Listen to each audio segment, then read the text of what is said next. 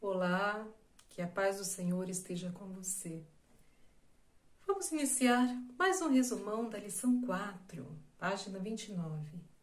O título é A Alegria do Arrependimento. Primeiro tópico, atenção corajosa. Pergunta A. Quando a consciência da multidão foi despertada quanto à verdadeira identidade de Cristo, que forte apelo Pedro fez imediatamente?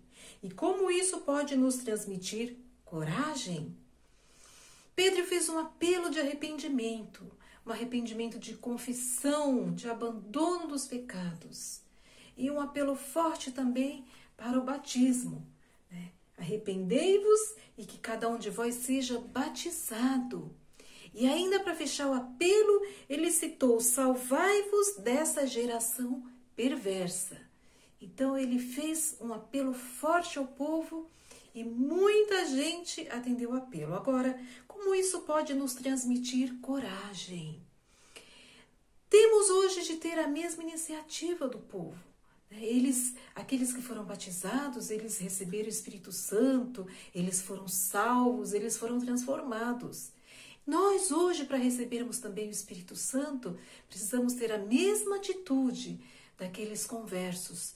Precisamos confessar nossos pecados, nos arrepender, mudar de vida e assim o Espírito Santo poderá ser derramado em nós, da mesma forma que foi derramado na época de Pedro. Vamos ao segundo tópico, resultados miraculosos. A pergunta A.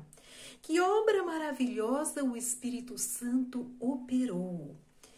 Então, em Atos, no capítulo 2, explica que naquele dia foram batizados de bom grado aqueles que receberam a palavra.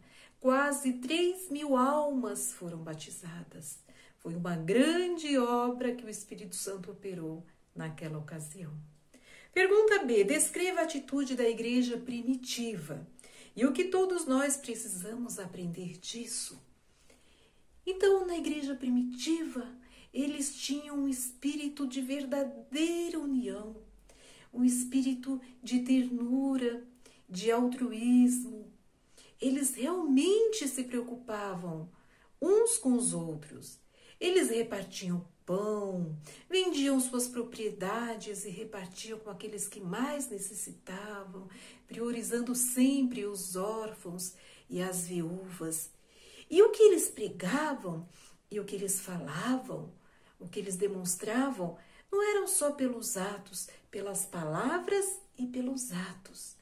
O que eles falavam estavam de acordo com as decisões, com os atos que eles tomavam. E diz que eles eram ternos uns com os outros, eles eram atenciosos. Este era o espírito que prevalecia. Agora, o que nós precisamos aprender hoje, agora que estamos mais perto ainda da vinda de Cristo, de recebermos novamente o Espírito Santo em maior proporção, nós precisamos estar nas mesmas condições ou ainda melhor do que eles estiveram.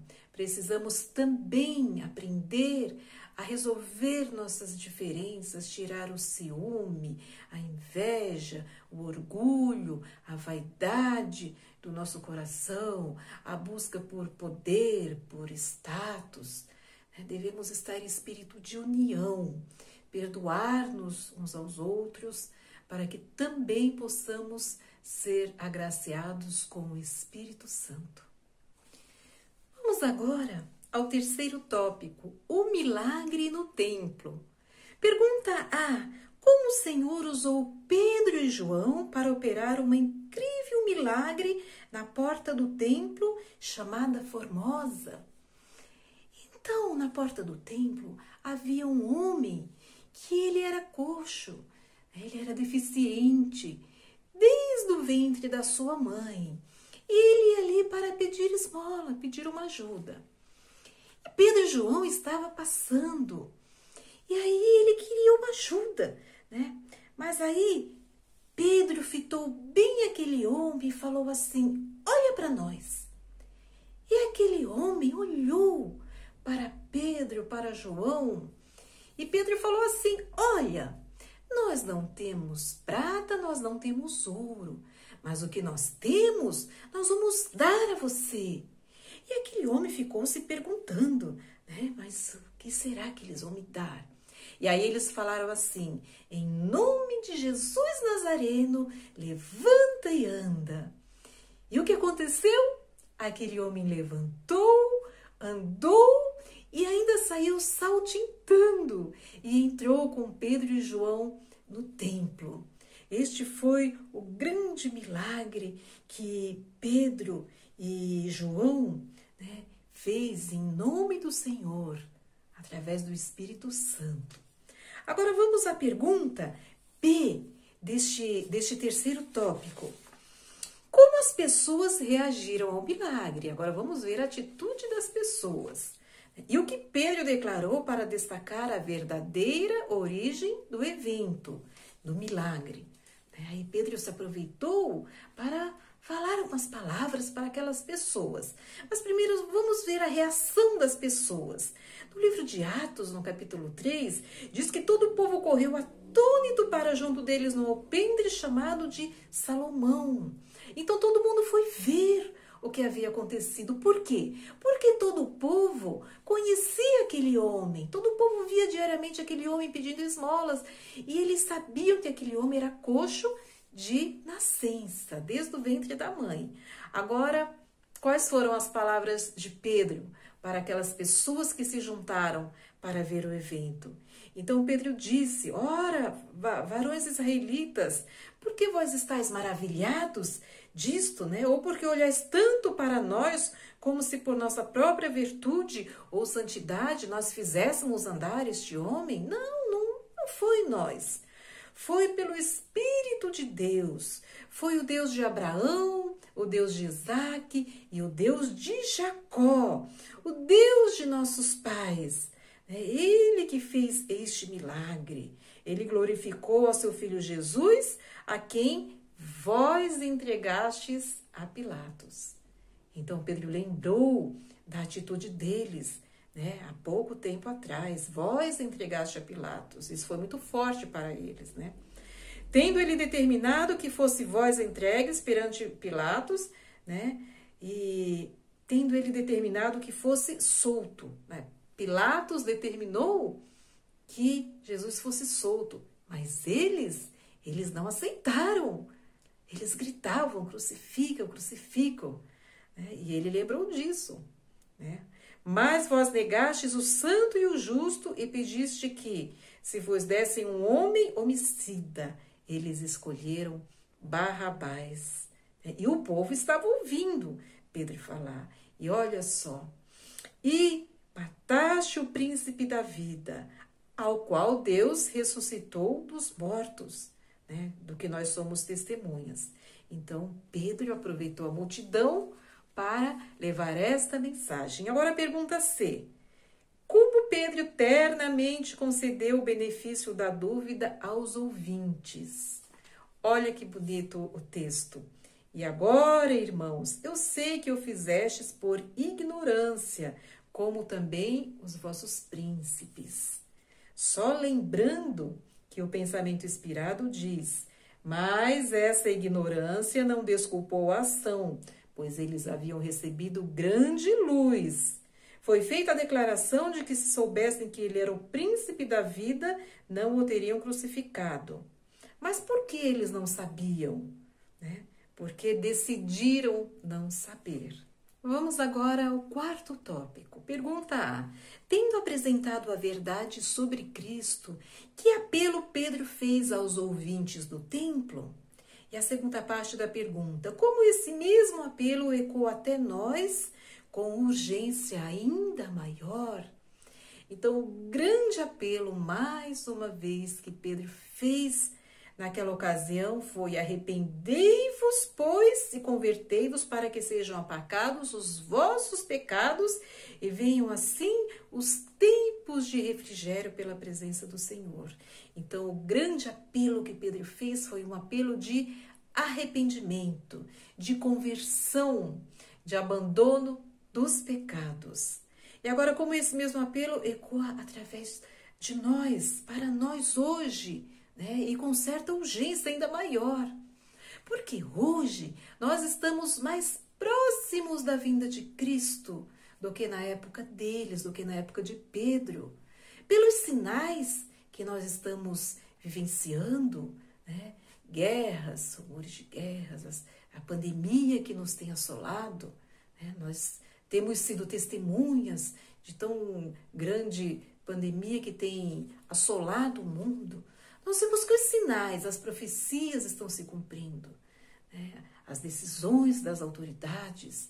Então, nós temos hoje que levar esse assunto mais a sério, fazer uma análise da nossa vida para ver se tem algum pecado ainda que possamos nos arrepender, né? Possamos nos converter a alguma falha, que possamos corrigir algum pecado acariciado.